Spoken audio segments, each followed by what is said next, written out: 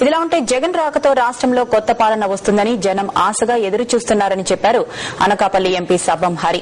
జగన్ కు బెయిల్ రావడం అన్నది ఎవరి దయాదాక్షిణ్యాలపై ఆధారపడింది కాదని, ఏ పార్టీ ఒత్తిళ్లకు లోబడి కాదని ఆయన స్పష్టం చేశారు. కుమ్మక్కు రాజకీయాలకు ఆద్యుడైన చంద్రబాబుకు జగన్ పై మాట్లాడే అర్హత లేదంటున్న సబ్బం హరితో మా Visakha correspondent Prasad face to face. Jagan bail ఉదంతం రాష్ట్ర రాజకీయాలను మరోసారి వేడెక్కించింది. జగన్ బెయిల్ వచ్చిన విషయంలో ఇప్పటికే ప్రతిపక్షాలు గోల చేస్తున్నాయి. ఈ బెయిల్ అంతా కుమ్మక్కు రాజకీయాలని ఒకవైపు విమర్శిస్తున్నాయి. అయితే రాష్ట్ర ప్రజలు మాత్రం జగన్ బయటకు రావడాన్ని స్వాగతిస్తున్నారు.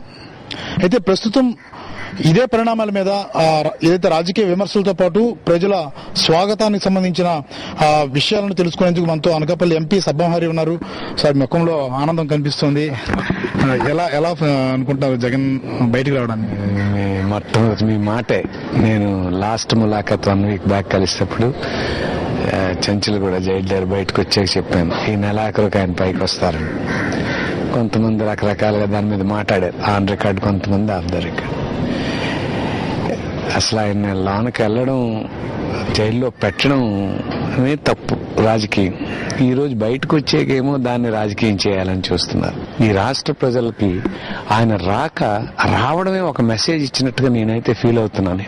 ఒక్కసారి ఆ ఊపిరి పీల్చుకున్నారనమాట, అంటే రిలాక్స్ అయ్యారనమాట. ఈయన వచ్చారు, ఇంక ఈ రాష్ట్రం బాగుంటుంది, ఈ నాయకత్వం మనకు వస్తుంది. ఈ రోజు బెయిల్ రావడం ఎవరు దయాదాక్షిణ్యాలు కాదు, ఏ పార్టీ దయాదాక్షిణ్యాలతో కాదు. రాజకీయాల్లో కుమ్మక్కయ్యారనే పదం వాడడానికి అర్హత లేనటువంటి నాయకుడు ఈ రాష్ట్రంలో ఎవరైనా ఉంటే చంద్రబాబు నాయుడు. ఎందుకంటే కుమ్మక్క రాజకీయాలు టీఆర్ఎస్ తో కలుస్తాడు, కాంగ్రెస్ తో కలిసి రాష్ట్ర ప్రభుత్వాన్ని పడిపోకుండా అసెంబ్లీలో కాంగ్రెస్ పార్టీతో కలుస్తారు. రాజ్యసభ పార్లమెంట్ లో స్ట్రెంగ్త్ ఉంది కాబట్టి అక్కడ మానేసి, రాజ్యసభలో కాంగ్రెస్ స్ట్రెంగ్త్ లేదు కాబట్టి ఎఫ్డీఐ బిల్లు పెట్టేటప్పుడేమో ఆ ఎమ్మెల్యేలను ఆబ్సెంట్ చేయిస్తారు, కొంతమందిని ఓటేయిస్తాడు. ఒకసారేమో బీజేపీతో కలిసి కంటెస్ట్ చేస్తాడు, ఒక రోజేమో నేను బీజేపీతో కలిసి కంటెస్ట్ చేయడం తప్పని అంటాడు. మరలా ఈరోజు ఢిల్లీ పోయి బీజేపీతో కలిసే పరిస్థితులు కనిపించేటట్టుగా ప్రవర్తిస్తున్నాడు. సో కుమ్మక్కనే పదం వాడడానికి అర్హత లేనటువంటి మనిషి. అట్లాగే అవినీతి గురించి మాట్లాడడానికి అర్హత లేనటువంటి మనిషి. జగన్మోహన్ రెడ్డి గారి పార్టీ తెలంగాణలో కూడా కంటెస్ట్ చేయాలి, కంటెస్ట్ చేస్తుంది. ఎవరూ ఊహించినటువంటి సీట్లు తెలంగాణలో కూడా జగన్మోహన్ రెడ్డికి ఖాతాలో పడతాయి. ఎందుకంటే సమైక్యంగా ఉంచాలి రాష్ట్రాన్ని అని చెప్పి ఎలక్షన్లోకి వెళ్తున్నటువంటి ఏకైక పార్టీ జగన్మోహన్ రెడ్డి పార్టీ. దేవుడు ఉన్నాడన్న, పైనుండి చూస్తుంటాడు ఎవరిని తప్పు చేస్తున్నామని. అదొకటి నాకు ఇష్టమైనటువంటి మాట.